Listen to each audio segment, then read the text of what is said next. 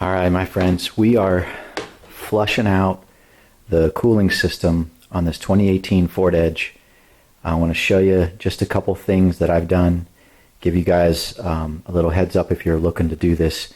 We've got just over 65,000 miles on this, and figure it's a good time to finally put in the Amsoil antifreeze and coolant long life formulation. It's good for 5 years or 150,000 miles. And so, yeah, a couple things you're going to need. You're going to need 7/32 and a 7mm ratchet, because in order to get access to the drain cock, you need to take off the lower front valance on this thing. There's a number of 7/32 and a couple 7mm, and then there's a couple little push pins that you need to remove. And so I use this little pick to do that. And yeah, so a bunch of those things that need to come off. The other thing, and I'll turn my little glove lights on here. The other thing that I've learned, in order to turn that drain cock, it is near impossible to do it with your fingers. I mean, maybe you've got stronger hands than I do, but it's a tight access to get in there. And so what I used to turn it is this 3/8 inch ratchet. I got a short, what is this, 2.5, 3-inch extension. And then I have this, it's called a gator grip. And you can see the tip on this thing. This has, it's an adjustable head. A lot of different configurations can fit on there, but this is a 3/4 inch socket, but you can get this over top of the drain cock and then be able to turn it. Was not able to turn it all the way with my fingers, and anything else, I tried some pliers to get in there, is really tough. So, but yeah, let me show you what we got here. In the midst of doing the drain and filling it up with distilled water, and then driving it a little bit and then draining it again. But let's get underneath here, and I'll show you where it is and how to get access to it. So right here you can see this is where the lower valance goes. All these different connections here. I have this hose. It's a short little hose, maybe 12, 14 inches long, and it has a 3/8 inch diameter on the inside to fit over top of where the nozzle is, where it comes out. So I've found that to be extremely helpful. So let's see if I can get in here and show you guys exactly what this thing is. So up here, of course on the driver's side, right, you can see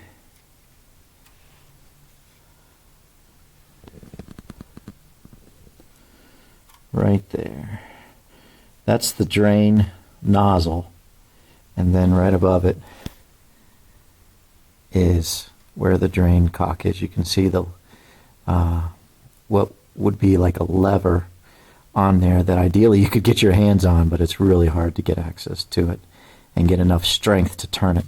You got this cross member in the way. Let me get some more light here.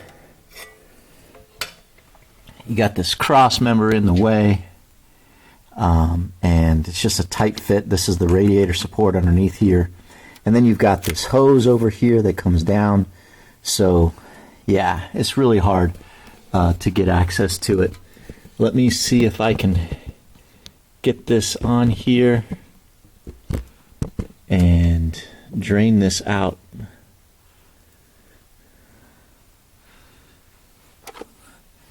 Into the pan. So I'm going to go up underneath here. Shove that on the nozzle there. And when you drain it out, about if it's full, the reservoir and the radiator, about 3/4 of a gallon comes out. So, okay. And then I go up over this cross member here, and I get that head on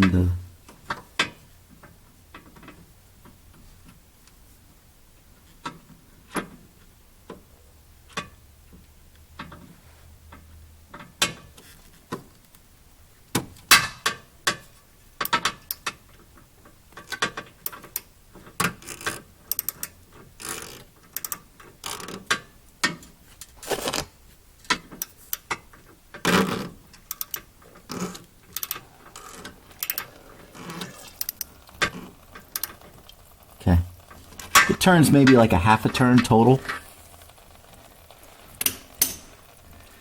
And then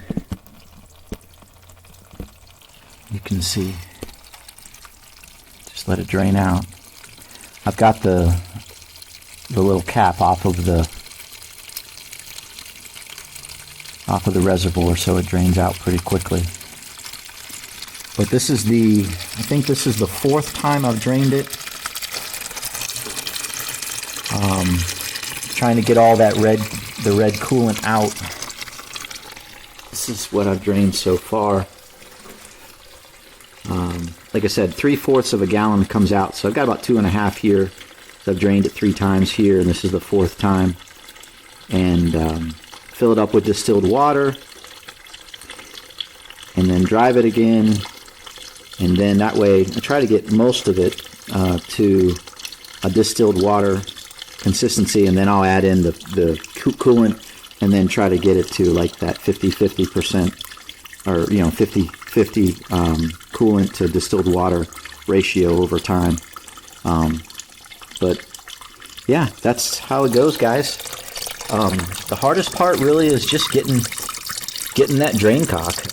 Using this little gator grip was really really helpful. I took a lot of time trying to turn it with my fingers or with a pair of pliers. I just could not get in that tight space very easily. But if you get something like this, or something that it's got to be about 3/4 of an inch wide, you should be able to get that over top of that nozzle and turn that sucker to loosen it up. But that's it, guys. Here's some tips for doing this yourself. God bless, and we'll talk to you later. Take care.